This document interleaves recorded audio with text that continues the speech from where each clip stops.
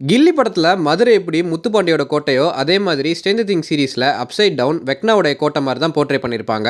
Upside டவுன்ல எந்த இடத்துல என்ன விஷயங்கள் நடந்தாலுமே வெக்னாக்கு தெரியாம நடக்காது. அப்படி இருக்கும்போதே டாக்டர் கேவோட தலைமையில வேலை செய்யற இந்த ஆர்மிக்காரங்க ஹாக்கின்ஸ்ல இருக்கிற ஒரு கேட்டை யூஸ் பண்ணி அப்சைட் டவுனுக்குள்ள வந்து ஒரு பெரிய மிலிட்டரி பேஸையே கட்டி ரிசர்ச் பண்ணிட்டு இருப்பாங்க. அப்சைட் டவுனுக்குள்ள இவ்வளவு பெரிய ஆர்மி கேம்ப் இருக்கிறதே வெக்னாக்கு தெரியாதுங்கிற மாதிரி தான் அந்த சீரிஸ்ல காமிச்சிருப்பாங்க.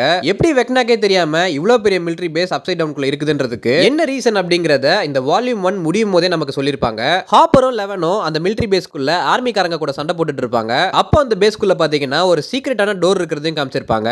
அந்த கதவை லெவன் தன்னோட பவரை யூஸ் பண்ணி உடைச்சு உள்ள போய் பார்க்கும்போது அந்த இடத்துல இருக்கிறது யாருன்னு பாத்தீங்கன்னா லெவனோட அக்கா 008 தான். இவளோட பேரை சீசன் 2ல காலின்னு மென்ஷன் பண்ணிருப்பாங்க. டாக்டர் கே காலியை அந்த மிலிட்டரி பேஸ்க்குள்ள சோனிக் வெப்பன்ஸ் யூஸ் பண்ணி அரெஸ்ட் பண்ணி வச்சிருப்பாங்க.